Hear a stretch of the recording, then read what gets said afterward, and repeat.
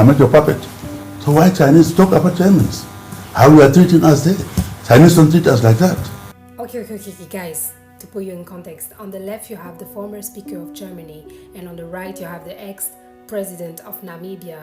The former Speaker of Germany was sent by the National Assembly of Germany to talk to the President of Namibia because Germany is concerned that there are more Chinese people in Namibia than Germans. So listen carefully to the video. As in Namibia, for example, the number of Chinese people living here in the meantime is 4 times as much as, for example, the German community. And so far, it's not precisely the same what takes place all over the world. There are differences. And what I'm... Mr. Speaker, yeah. What is your problem with that? Why does it become your problem? it looks like it's a more European problem than our problem. Yeah. You are so sorry for us. I don't see Chinese will never come and play around here. As Germans not allowed to do that, which Germans are doing, by the way. You talk about Chinese. We allow Germans to come offer visas here. Red carpet. Our people are harassed in Germany. Even diplomatic passport holders in Germany. And you come in here, Germans come in here as they want. So why Chinese talk about Germans? How we are treating us there? Chinese don't treat us like that. Diplomatic passport. We're coming back from Geneva. These people were held up at the airport. Just now, last week, in Germany. We know what we will handle our own country. Don't be sorry for us. Absolutely, yeah. Yeah. Every time Westerner comes, it's about Chinese. What is the problem? I told Chinese ambassador, yeah, I'm not your puppet.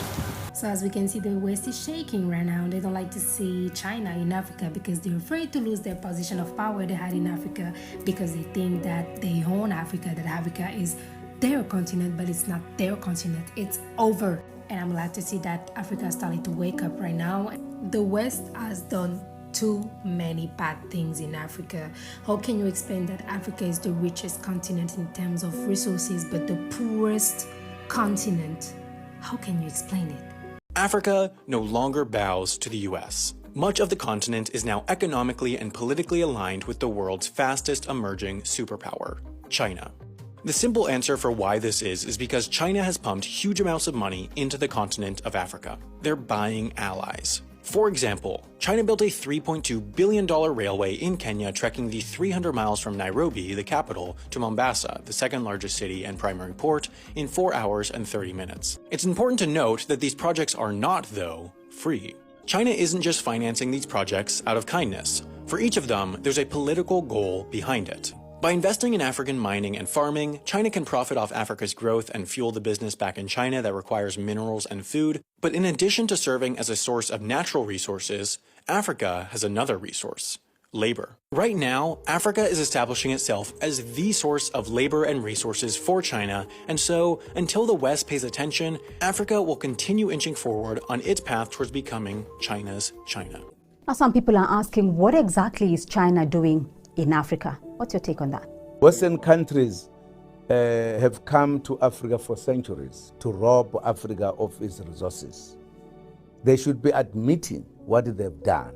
Some are rich because of the resources they took from Africa. They never thought of helping Africa to develop. They subjugated Africa. They took the political power, economic power, and then made us, therefore, socially, to have no power at all. We had to fight to liberate ourselves. They were never here to help. They were here to rob. After decolonization, they continued to do so. They could no longer use political power.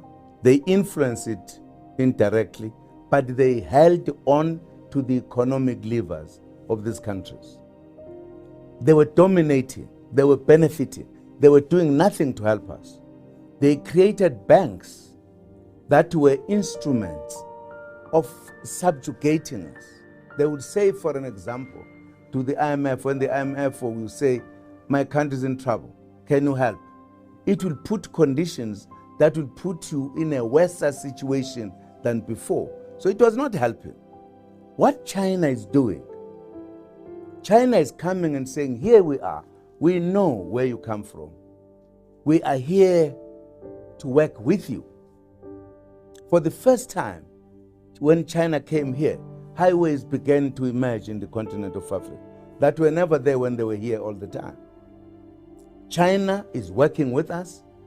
FOCAC is one example that China as a country is ready to sit down and discuss how do we help, how do we relate to one another. And perhaps many other FOCAC summits that took place before, people were not very clear. This FOCAC that has taken place here in South Africa has made matters to be more clearer than any other time. The kind of pledges that China has made and the kind of relations that it has with different countries. China is not here to rob or to colonize. It's here to help Africa develop. President Xi Jinping said it himself. We need to develop together. We are together making progress. These are the issues. For an example, the issue of infrastructure, energy, many others. Nobody took care of these matters. Even if you said to them, we need a road, they never came. If you talk to China, China says, let us come. Let us make the roads. Now, it is even voting money so that we can quicken the decision that has been taken by the AU to create the infrastructure continental. China says that we have taken that decision. Here are the resources for that. Energy, we are together. They are just feeling they are being replaced because they were here doing nothing for the people here, doing something for themselves. China is coming to help. As it helped us in the struggle to liberate ourselves from them, it is now helping us to develop so that we can be economically independent, stand on our own, take our own decisions. We know that argument is a flawed argument. They're in Africa. They're lending money to countries to build ports and different infrastructure. To build what? Port, And what's wrong with that? And, well, because... Countries that need ports get ports. But they're making people dependent on... I know, it's the same thing that we've done, which is No, it's not. horrible around the world. They are far more humanistic than the United States ever was. Really? Okay. Absolutely. Great. So... Let me give you an example. Of course they are peddling for influence. Yeah. But they are non-interventionist. Absolutely non-interventionist in a way that Europeans, the West, has never managed to fathom. But I have a feeling they have a longer-term thought process that is more interventionist. But anyway, let's judge what we see. Let's judge what. Okay. Well, let's start at the beginning. The Chinese never asked Apple to go to Shenzhen and produce all the iPhones. It was Steve Jobs that decided that. Yeah? Mm-hmm. It was not China that went to Washington, D.C. and demanded that they buy a third of your national debt. If they hadn't bought it, you would be in serious trouble. Mm-hmm. Okay. Number 3, I did allude to this in my talk. If in 2008 China had not cranked up their credit bubble, you would be in a new Great Depression now. Mm-hmm. So, China, the United States, and the European Union are absolutely synergistic, and they need one another in a way that if we fail to acknowledge and to nurture, billions of people, including the majority of the people in this country, are going to suffer. I have to tell you that, from my understanding of China, it's a very interesting social experiment, in the sense that at the local level, the regional level, you now have a boisterous democracy, the local and regional level, even with popular success stories in overthrowing local authorities, local bureaucrats who have been corrupt, who have been this, who have been that, who have been the other. When it comes to the influence of China outside its borders, I have to say, firstly, it's quite remarkable that they don't seem to have any military ambitions. Secondly, Africa. I'll give you an example, a specific example. Ethiopia. 2004, because I happened to be there and I have some first-hand experience of it. They went into Ethiopia. I'll tell you why they went into Ethiopia, because they suspected there was oil. Because China is a major industrial power, but it lacks primary resources. Now, instead of going into Africa with troops, colonially, destroying the country, killing people like the West has done for the last 100 years, what they did was they went to Addis Ababa and they said to the government, we would like, we can see you have problems with your infrastructure, we would like to build some new airports, upgrade your railway system, create a telephone system, and rebuild your roads. And we'll do this all for free. No strings attached. We don't want anything from you. And they did. Why did they do it? Because it's soft power. Because because they knew that if oil is discovered, and it was discovered later, then, of course, the Ethiopian government will be much more open to Chinese oil companies coming there. They have never combined their investment with imperialistic view. When I was Minister of Finance, I had a very interesting experience with COSCO, one of the Chinese national companies that in the end bought the port of Piraeus. When I moved into the ministry, I found a contract from the previous government that they had already sold the port of Piraeus for a pittance and under ridiculous conditions to the Chinese, under the guidance, of course, of the European Union and the International Monetary Fund as well. And in other words, as a minister, I was bound to a particular deal that was terrible for Greece. And I went to the Chinese and discussed it with them. And I was really astonished. I said to them, look, you're paying too little, you're not committing to a sufficient level of investment, and you are treating our workers as fodder. You are effectively subcontracting labor to horrible companies that exploit the workers, and I can't deal with this.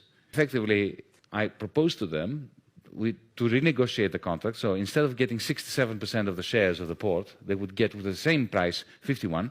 The remaining shares would go into the Greek pension fund system in order to bolster the capitalization of the public pensions. Secondly, I want you to commit to 180 million euros of investment within 12 months. And thirdly, proper collective bargaining with the trade unions and no subcontracting of labor. And to my astonishment, they said, okay, can you imagine if that was a German company or an American company? That's why I'm saying I don't think you should worry. Okay, I won't.